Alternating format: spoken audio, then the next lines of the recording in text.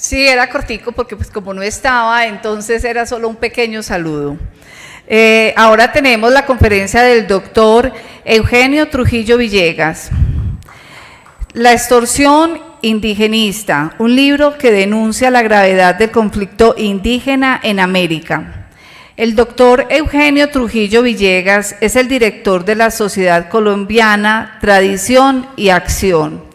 Ha adelantado una noble cruzada de evangelización y concientización de las amenazas que se ciernen sobre Colombia y la sociedad.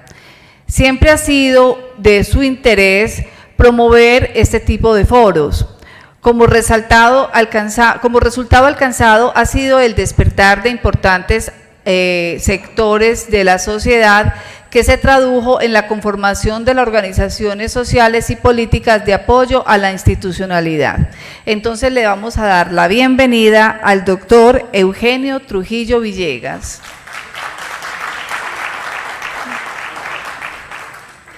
También les contamos que los que quieran, al finalizar, acá afuera está el libro que él acaba de lanzar y si lo quieren autografiado, pues también ahí estará.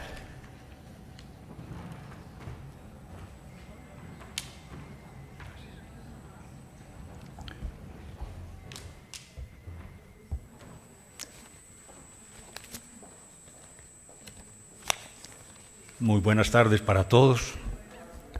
Un cordial saludo. Tal como fue anunciado, el tema de mi conferencia gira alrededor de este libro que escribí el año pasado, La extorsión indigenista. Es un análisis de toda la situación del movimiento indígena en América y muy particularmente en Colombia. La idea de elaborar este libro surgió en el año 2021, cuando particularmente Cali y el Valle del Cauca, pero también Colombia entera, fue víctima de un atentado terrorista conformado por la Primera Línea y por algunas tribus indígenas del departamento del Cauca, que en particular hicieron un atentado brutal contra la ciudad de Cali y contra el Valle del Cauca. Todos recordamos que en abril y mayo del año 2021, durante el gobierno del presidente Duque, Colombia vivió una especie de guerra civil en donde por prácticamente 2 meses el país estuvo completamente paralizado. La orden presidencial era no intervenir los paros terroristas en las diferentes ciudades.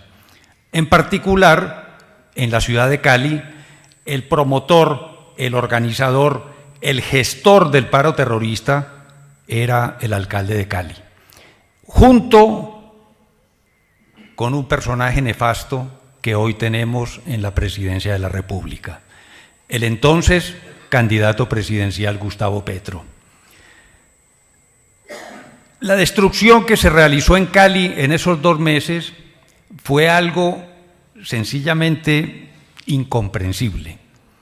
Las tribus indígenas del departamento del Cauca, que están conformadas aproximadamente por 300.000 individuos, mandaron sus comisiones, sus grupos, para destruir a Cali, para cercar la ciudad y para paralizar la economía de uno de los departamentos más importantes del país, que también hace depender toda la economía de Colombia, porque Cali, el Valle del Cauca, están sobre el Océano Pacífico y el único puerto importante que Colombia tiene con el Pacífico es la ciudad de Buenaventura.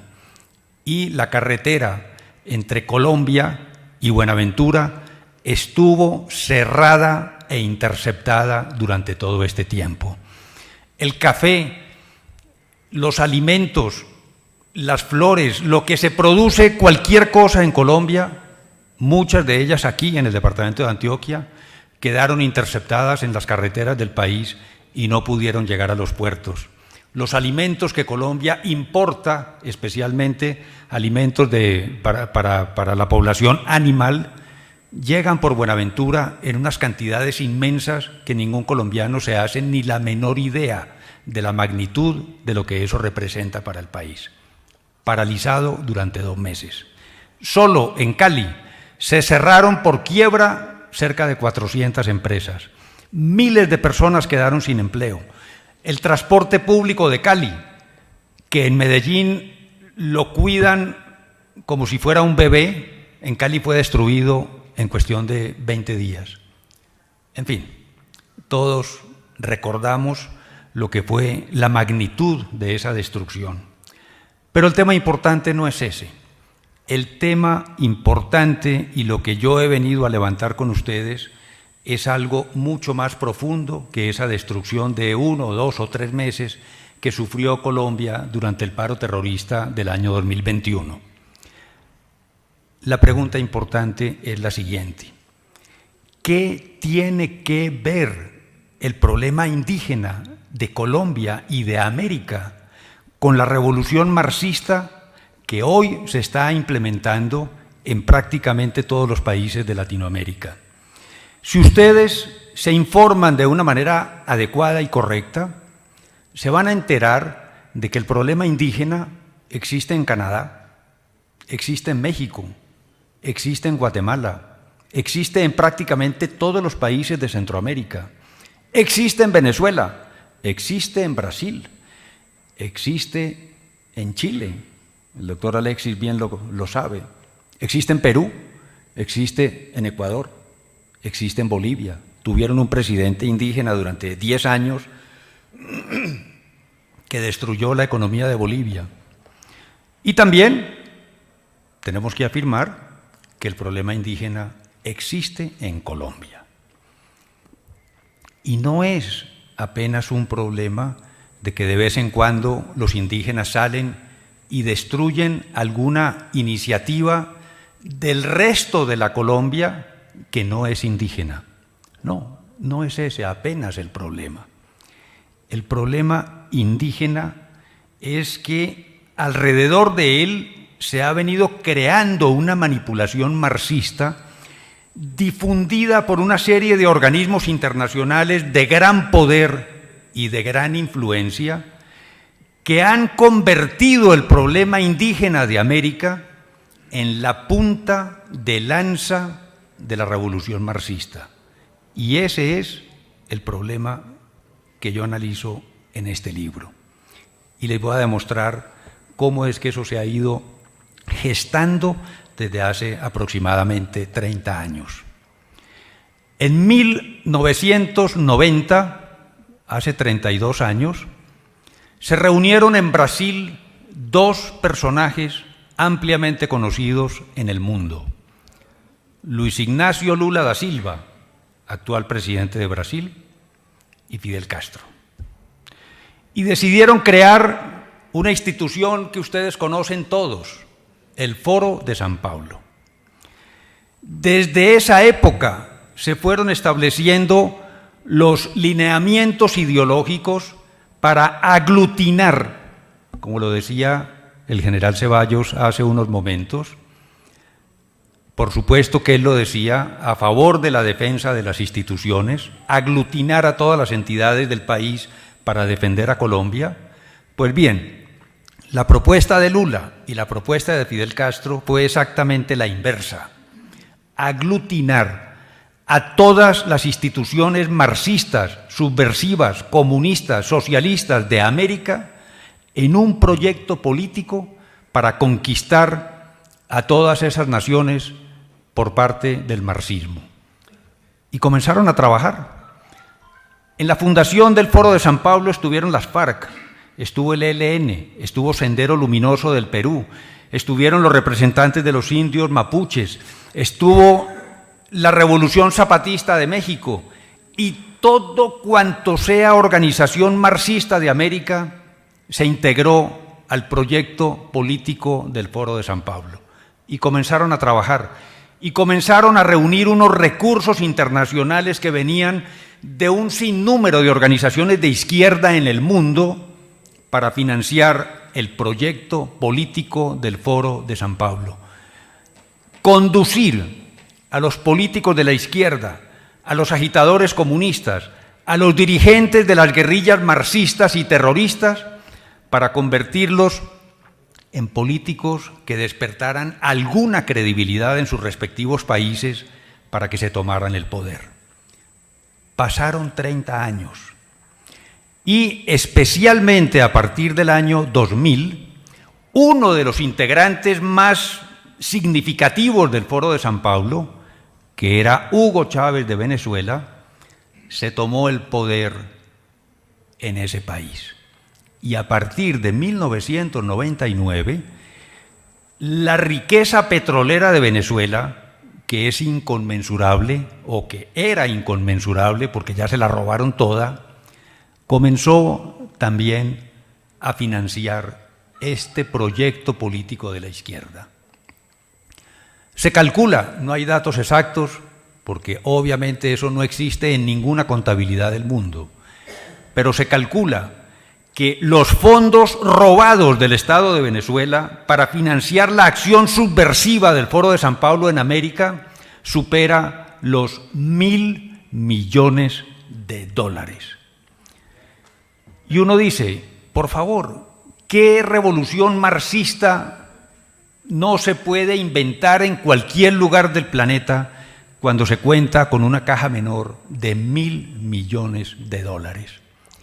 Y esto fue llevando paulatinamente a todos los países de América a una situación extrema que es la que se ha creado en este momento en Colombia.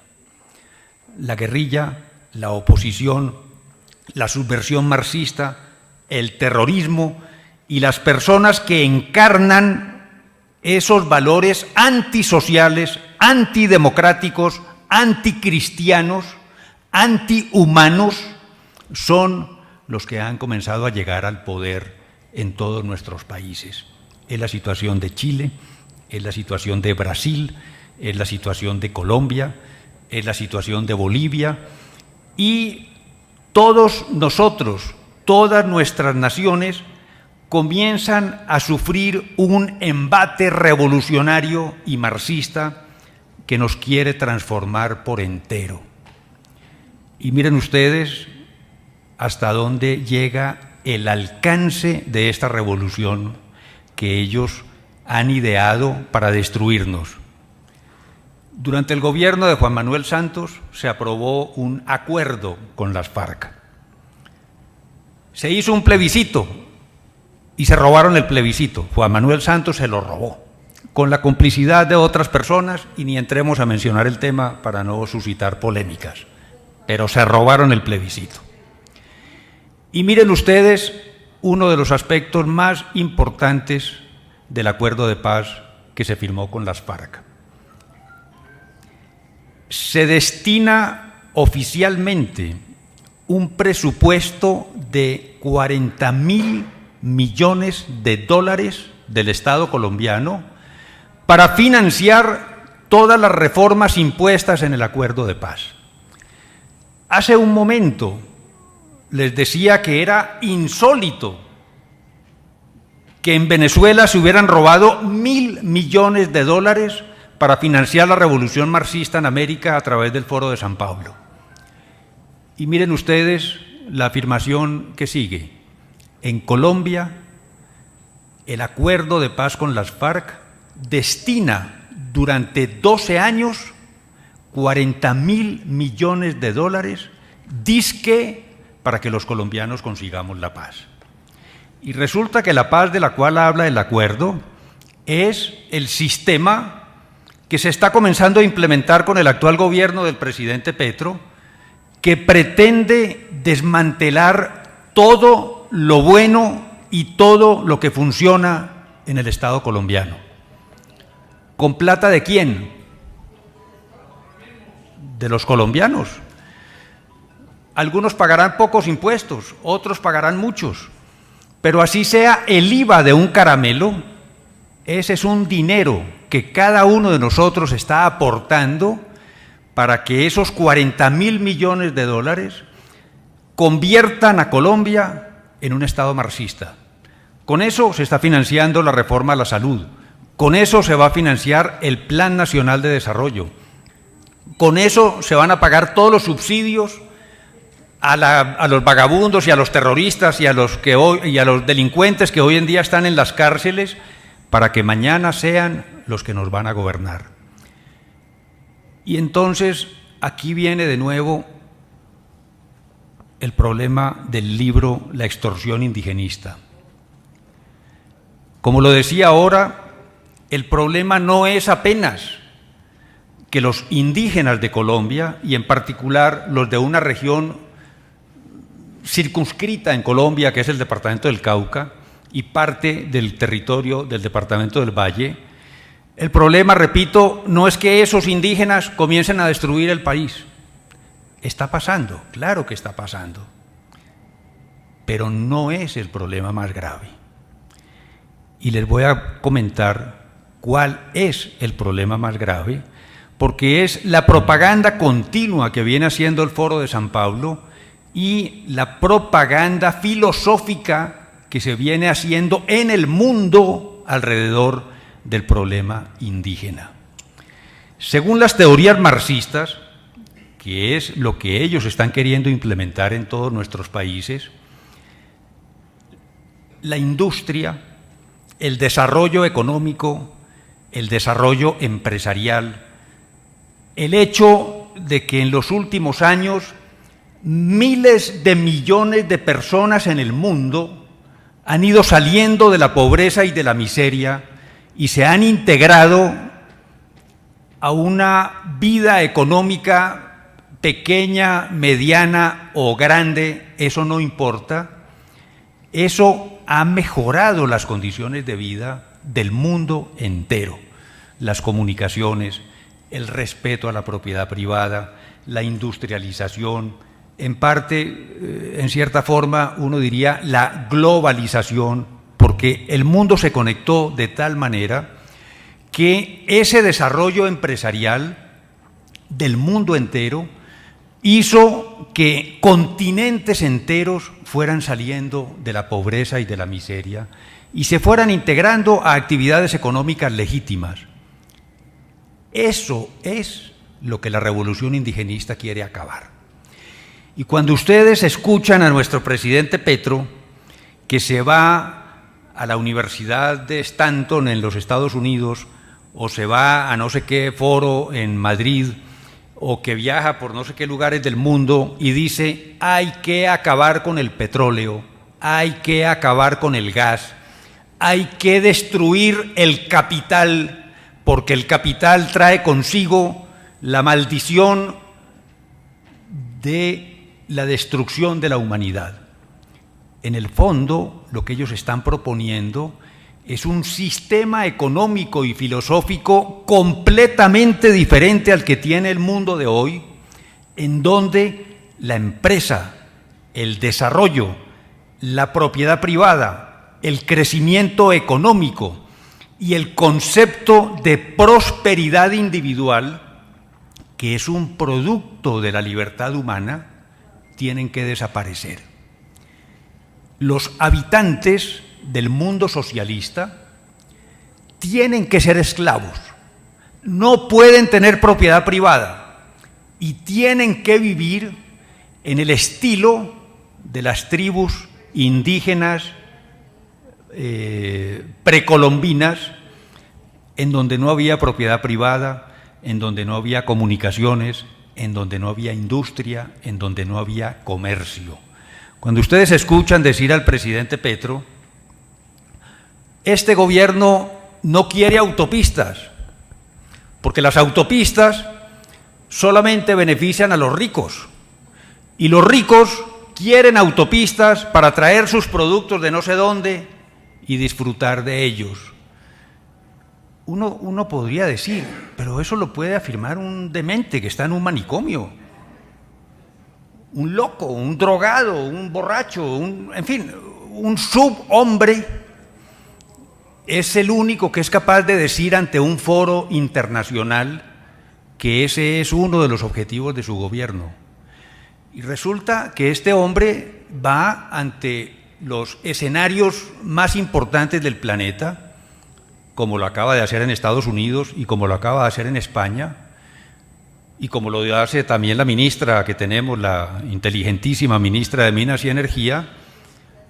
Vamos a acabar con el petróleo, vamos a acabar con la industria, vamos a acabar con el comercio. Y eso hace parte de todo el problema indigenista que está tratado en este libro. Porque en el fondo no son los indígenas del Cauca, que son seres humanos como nosotros, que están siendo manipulados por una fuerza política que ellos ni entienden ni saben lo que es. No son ellos, repito, los que están dando las directrices de lo que va a ser el futuro de Colombia o el futuro de la humanidad. Esas ideas no son de los indígenas del Cauca, esas ideas no son de Petro, esas ideas no son de los profesores de FECODE, que se las están transmitiendo a todos los niños de Colombia. Esas ideas son de una agenda marxista que se está extendiendo por el mundo entero y que viene siendo promovida por los jefes de Estado, por los premios Nobel de Economía, por los grandes medios de comunicación, por las grandes cadenas de televisión y por los grandes periódicos que hay en el mundo. Es tratar de convencernos de que el sistema libre de la propiedad privada, que es el que ha generado la prosperidad en el mundo a lo largo de los últimos 100 o 150 años, ese es un sistema que ellos quieren destruir, que ellos quieren acabar, que ellos quieren transformar para convertirlo en el sistema de vida de los indígenas, que es el tribalismo, el trueque, la ausencia absoluta de agricultura industrializada, la ausencia del intercambio de productos y de servicios entre las naciones, porque ellos lo que quieren es la pobreza y la miseria. Y ustedes miren, hay unos videos que circulan por internet en donde van apareciendo grabaciones de todos los presidentes socialistas de América Latina, incluido Petro, donde cada uno de ellos dice: es que nosotros no vamos a acabar con los pobres, lo que nosotros queremos hacer es multiplicar los pobres. Y sale López Obrador de México diciendo: los pobres sí son los grandes aliados de nuestro gobierno. Nosotros lo que queremos es que haya más pobres, porque los pobres votan por nosotros. Y sale Petro y dice: pero ¿a quién se le ocurre que vamos a acabar con los pobres? Cuando usted acaba con los pobres, esos pobres que hoy son de izquierda y votan por mí, si acabamos con la pobreza, se vuelven de derecha. Él no lo dice, lo digo yo, como cosecha personal. Entonces van a votar aquí por la senadora María Fernanda Cabal, que nos acaba de mandar un saludo. Ese es el raciocinio de estos tipos. Y sale Boric en Chile y dice: es que tenemos que multiplicar la pobreza. ¿Por qué? Porque una población pobre, una población miserable, una población hambrienta, una población que no tiene fuentes de trabajo ni de prosperidad, es la población que vota por el demagogo. ¿Y el demagogo es quién? El demagogo es López Obrador, es Boric, es Petro, es Evo Morales, es Lula da Silva, y son los tipos que con su discurso marxista han venido ganando los adeptos en las poblaciones pobres de todos los países de América.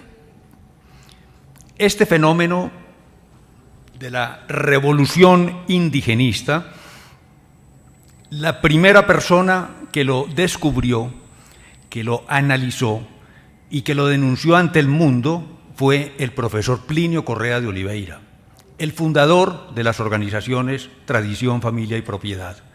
Y en el año 1990, por la misma época en que se creó el Foro de San Pablo, él publicó un libro que yo cito ampliamente en el libro mío, que se llama Tribalismo Indígena, ideal comuno marxista para el siglo XXI. En 1990 estaba terminando el siglo XX, y esto que estamos viviendo hoy en toda América era impensable en 1990.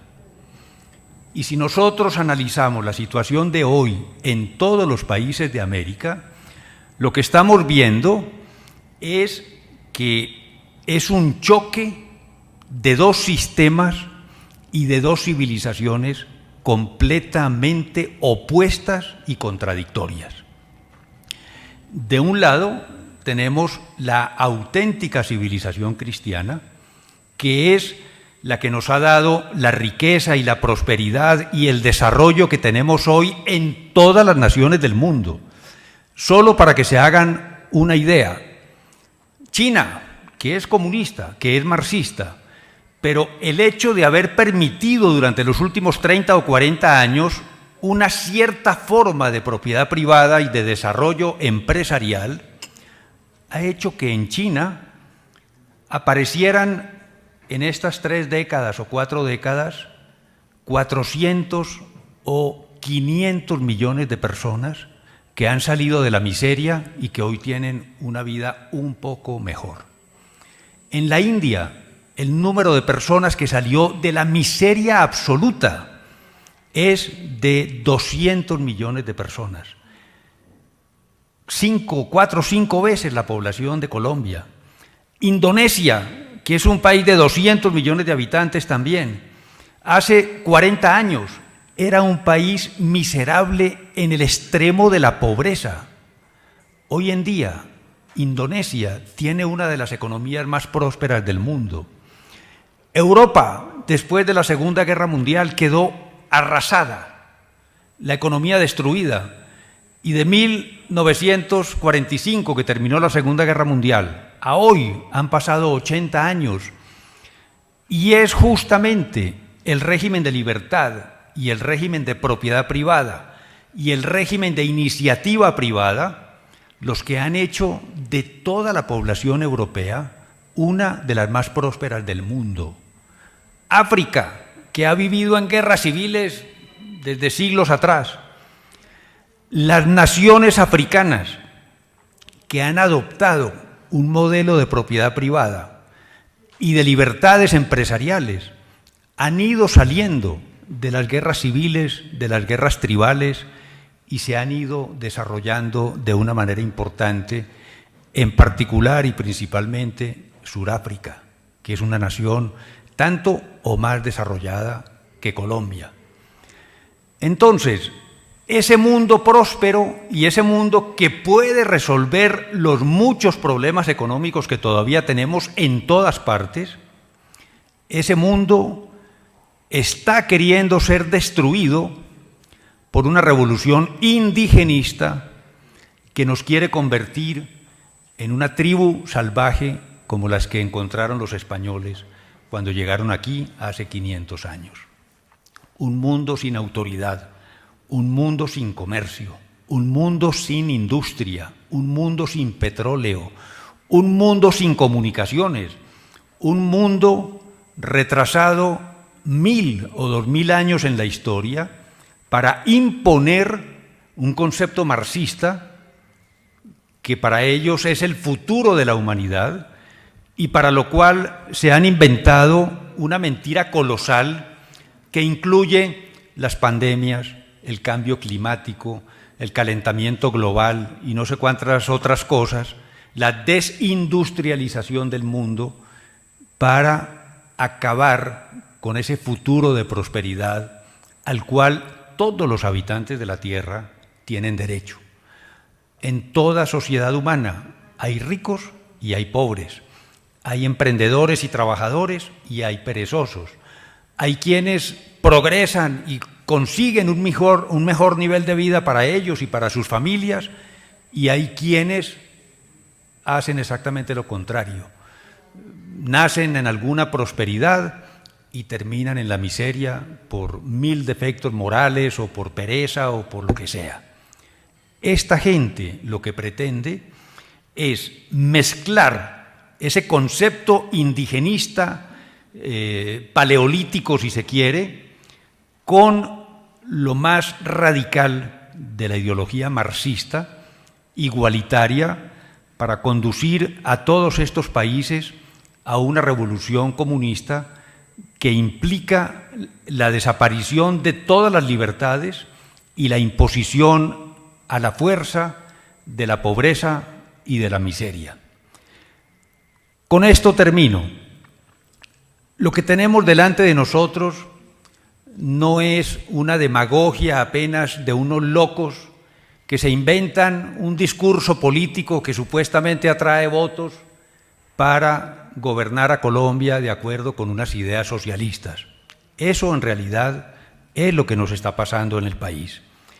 Pero no creamos que el creador de toda esa doctrina es el presidente Petro.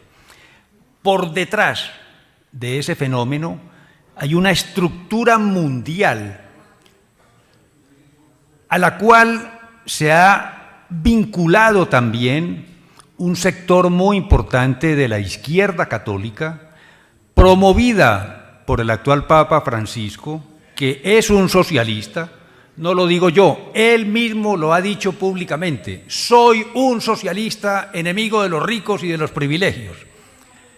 Esa izquierda católica está trabajando hombro con las FARC, con el ELN, con el Foro de San Pablo, con el Pacto Histórico, con la Colombia Humana y con una cantidad de entidades católicas, como por ejemplo las que ha venido dirigiendo el padre de Rú, director de la Comisión de la Verdad, que fue mencionada ahora por el general, que en el fondo se inventan una gigantesca mentira para hacerle creer a los colombianos que la única forma de conseguir la paz es claudicando ante las presiones y ante las extorsiones de los grupos terroristas y de los grupos armados.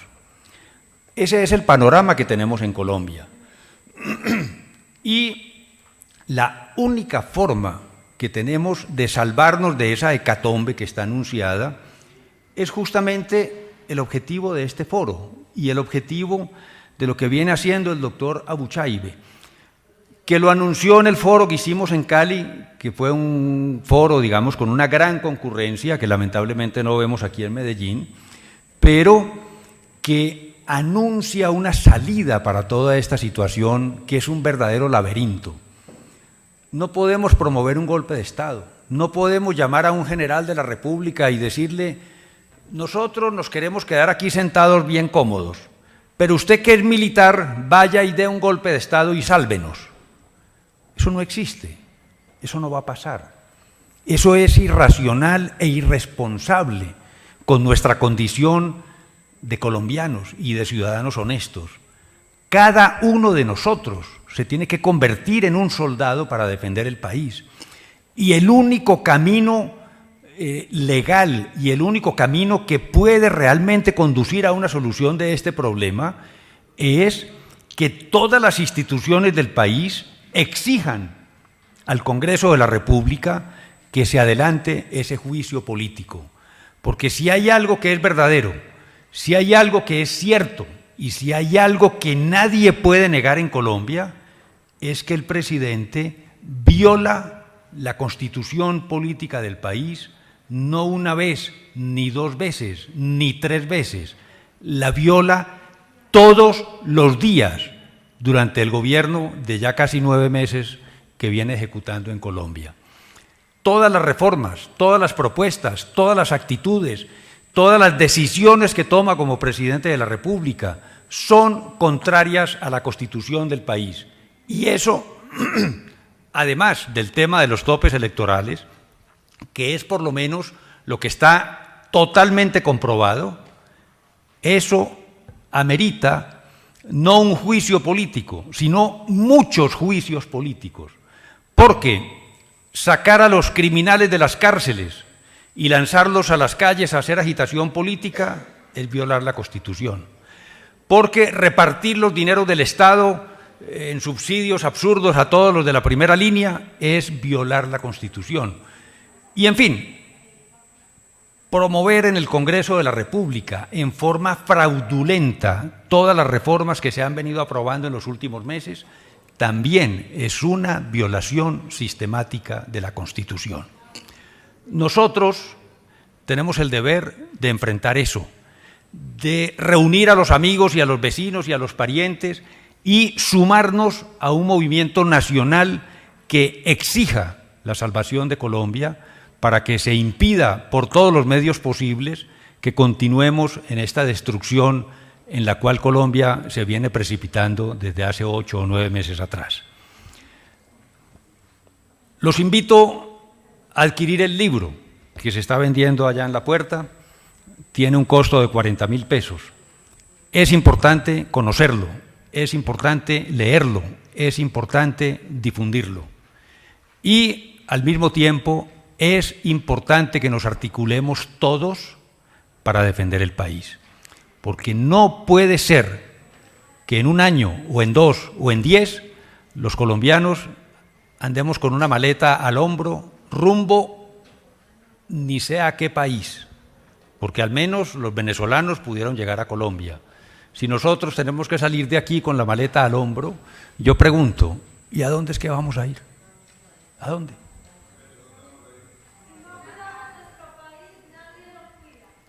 Si no defendemos nuestro país, nadie va a venir de afuera a defenderlo. Muchas gracias.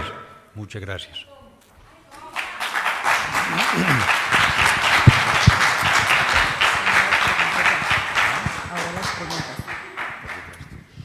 Bueno, doctor Eugenio Trujillo, tenemos las siguientes preguntas. ¿La leyenda negra contra España y la obra de la conquista tienen relación con estos ataques indigenistas? Por supuesto, tiene todo que ver con estos ataques que se están haciendo. Tuve la oportunidad de escribir un artículo la semana pasada que salió publicado en la Linterna Azul a propósito de la leyenda negra en contra de la colonización española.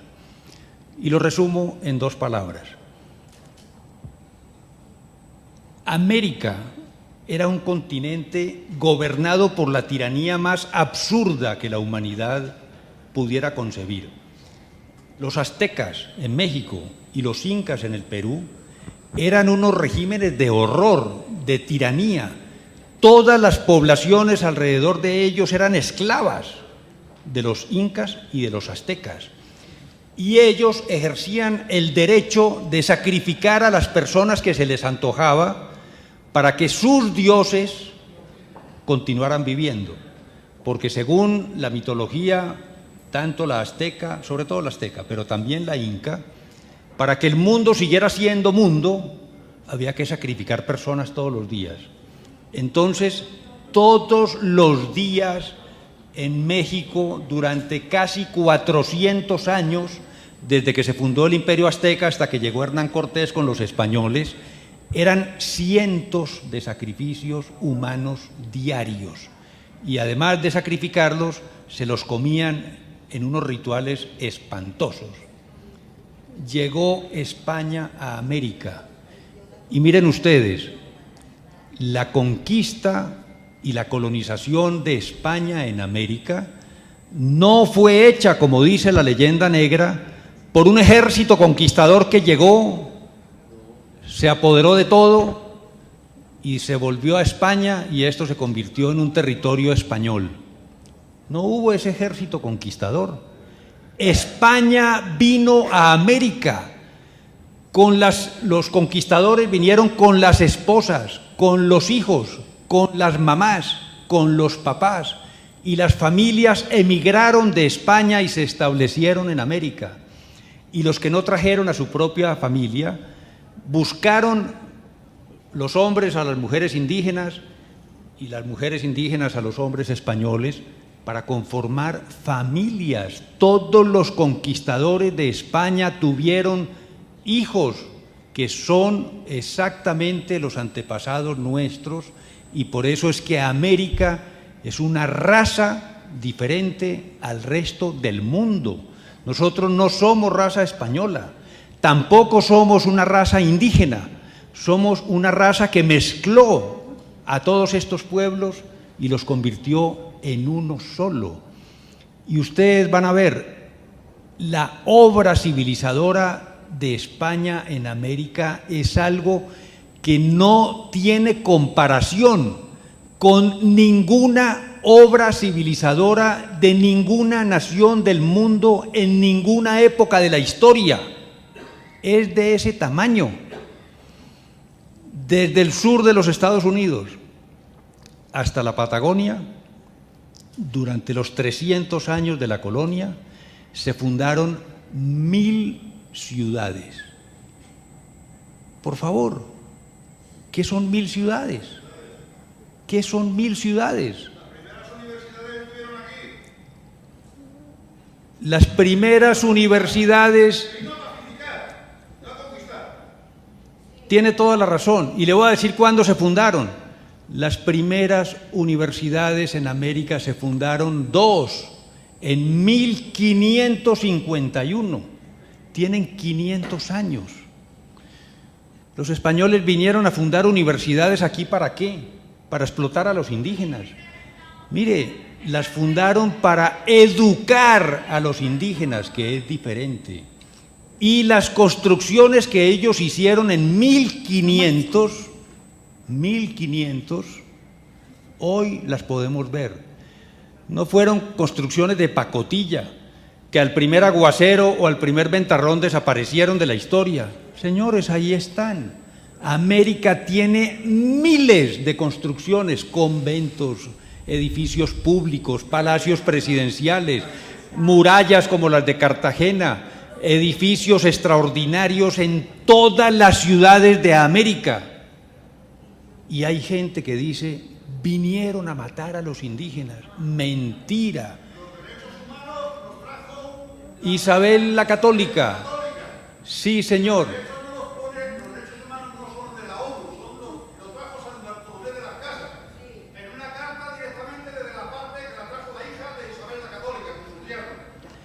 Me agrada escuchar a un español diciendo eso.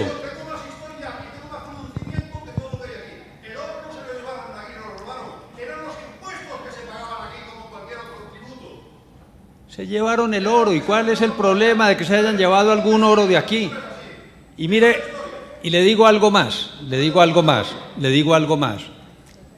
Hasta el año 1500, digamos un poquitico después de 1500, cuando Isabel la Católica promulgó las famosas leyes de Indias, nunca en la historia de la humanidad, desde los más antiguos códigos como el de Hammurabi, que es del año 4000 a.C., ha habido una defensa más grande de los derechos humanos como la que hizo la reina Isabel la Católica de España. Nunca. Bueno, doctor Eugenio Trujillo, muchísimas gracias. Desafortunadamente el tiempo apremia y todavía nos queda un expositor más, así que si queda tiempo, más tarde le haremos las preguntas. Demos un aplauso al doctor Eugenio Trujillo.